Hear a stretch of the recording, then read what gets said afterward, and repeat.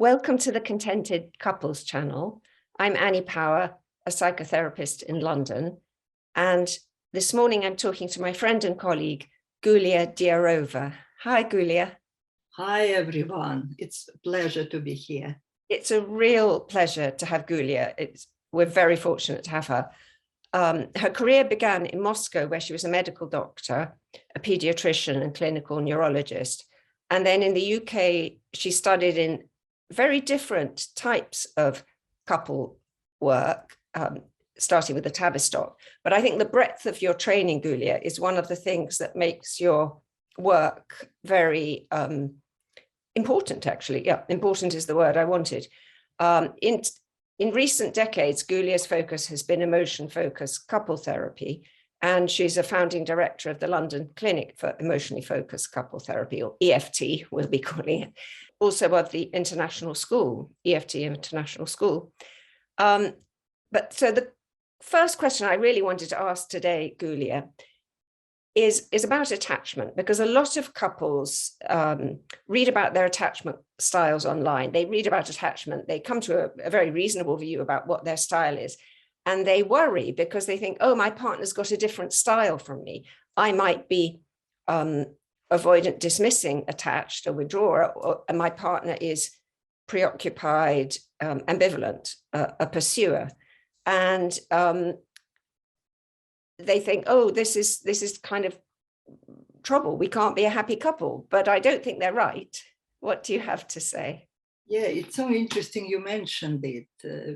People do come and they know a lot about the attachment styles, as you say, and what they're doing in the relationship. And that is where they start to worry, because they fall in love without really thinking, you know, am I right? What attachment style do I have? What is the other one having, and all that.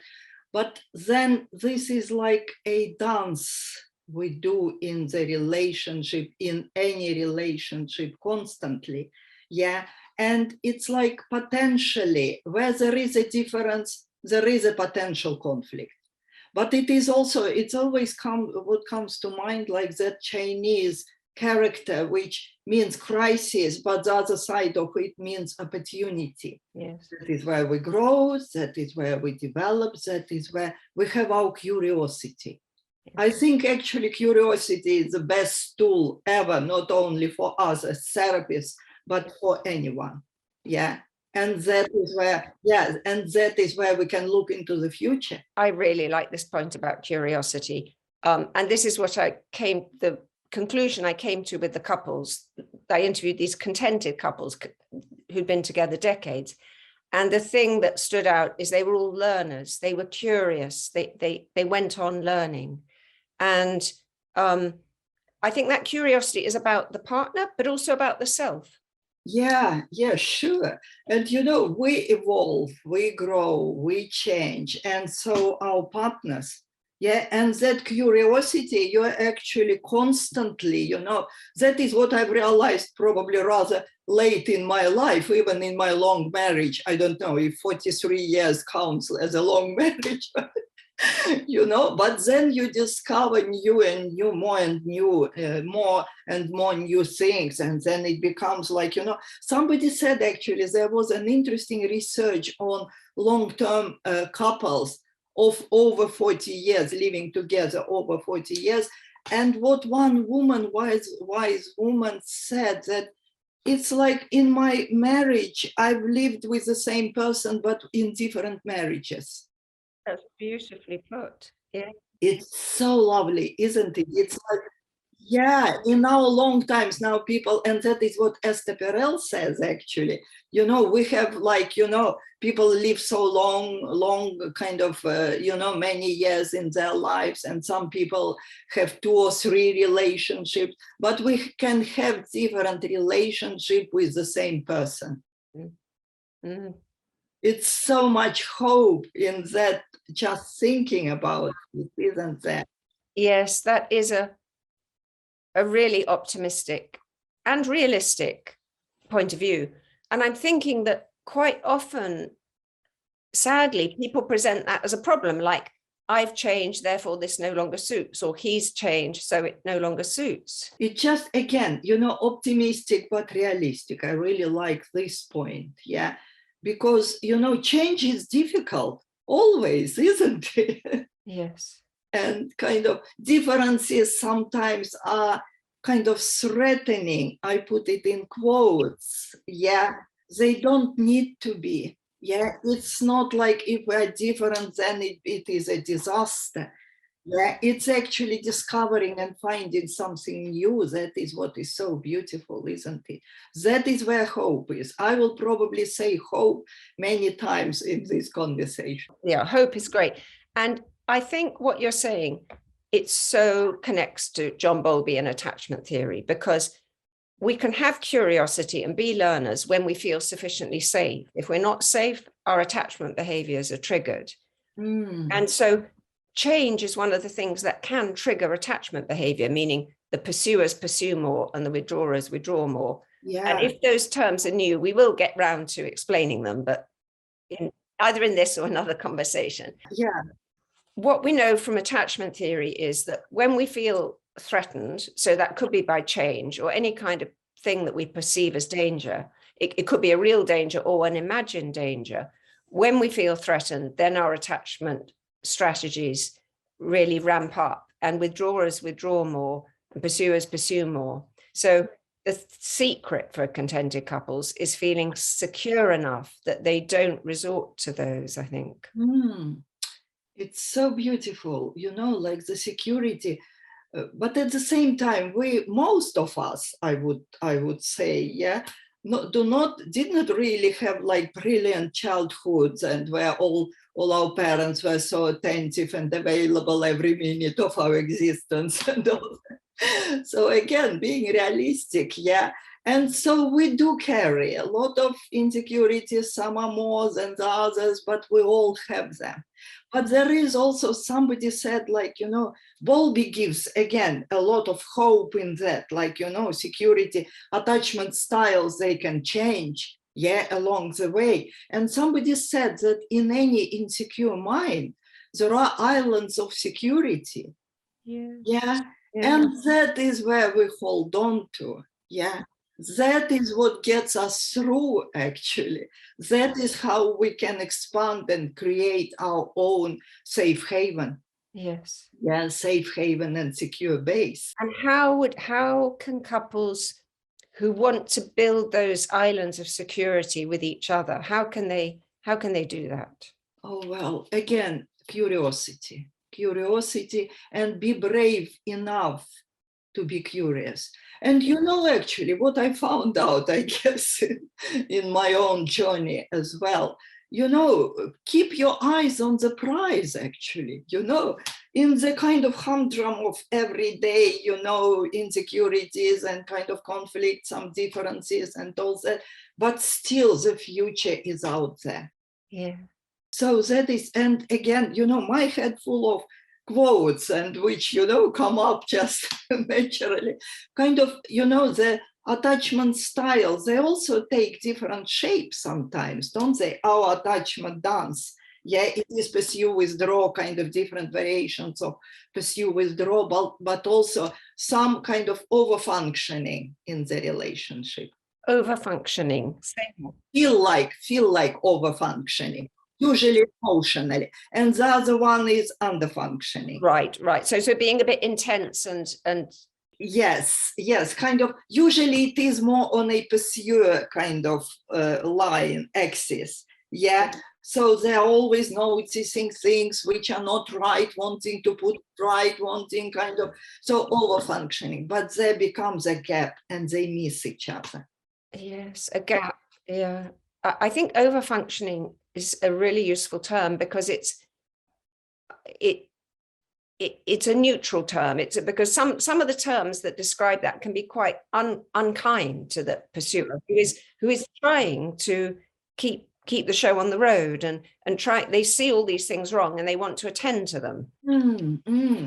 Yes, and also, that is what people come and talk to us about usually. Like, seems like I'll do all the work in the kind of around the house with the kids and kind of all that. And the other one feels a bit sidelined. Mm-hmm. Yeah. Mm-hmm. But that again, that closeness and autonomy, it is like a perennial tension in some way, isn't it? Mm-hmm. And again, somebody said, like, but it does not need to be threatening. It is like a natural rhythm of love, like breathing in, breathing out, kind of, give me a breather, sometimes we say, yeah? So give me some, like, space, some kind of, but then I'll come out, we miss each other, but then we'll join, we connect again. I think that point you just made is really where some couples do need help from a counsellor, in that initially when the person who's over functioning and pursuing, initially when they quieten down, it doesn't produce an instant result, and then they say, well, it didn't work. They might sort of say, well, I've tried that. Yeah. But we know it's the person who's been the very reserved one might need that bit of extra help to get out, as you would say, onto the dance floor. Mm-hmm. And that is what we provide for them, don't we, in our therapy space, yeah? And we co-create that therapy space. Yeah, I always emphasize, it's not like me doing my work on you. It's actually us doing it together. Yeah, and it is like a playground, our therapeutic space where they can try to be different. Actually, not that different, actually, but to be themselves. Yeah, once it is safe, I always keep saying it, like, you have it in yourself, that core beautiful self.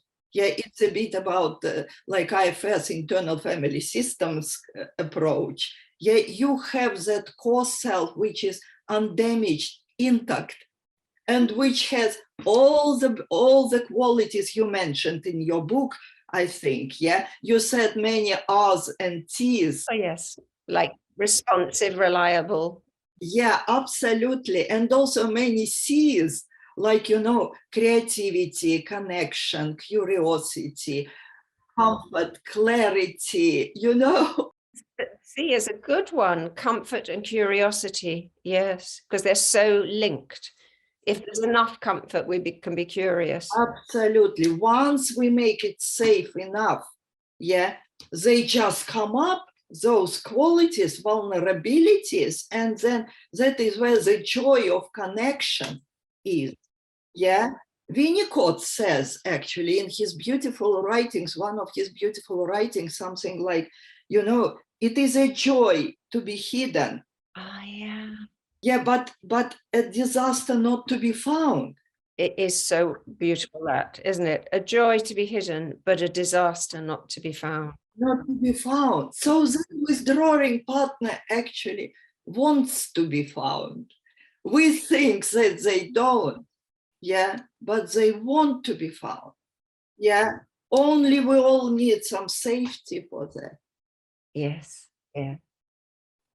And it's not that difficult, actually. Once people start trying it in our therapeutic space, and they actually come to love it. That is so, I've always really loved that Winnicott comment. And as you speak it, so in a very elegant way, I'm going to share an experience as a child where I was playing hide and seek, and there was a game, quite a number of children, quite an organized game. And I had hidden myself very well. Yeah. And they finished the game and walked off. Wow. They forgot me. And so the disaster not to be found, it's so poignant to me, because that's what it means. I'm not important enough to find. Absolutely. They just forgot about me. I do not, almost like I do not exist. Yeah. And that's one of that's in a couple, that's a terrible experience. Yes. Yeah. Yeah. So Gulya, I think we've had a good go at answering this question, and we're saying really that different attachment strategies, the pursuer and the withdrawer, do present challenges, but enormous opportunities for growth and depth in a relationship. Yeah. Yeah. And I think we'll go to a separate conversation to look at really what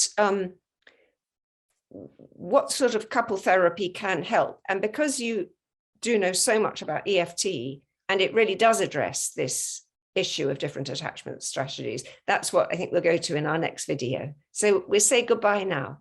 Goodbye.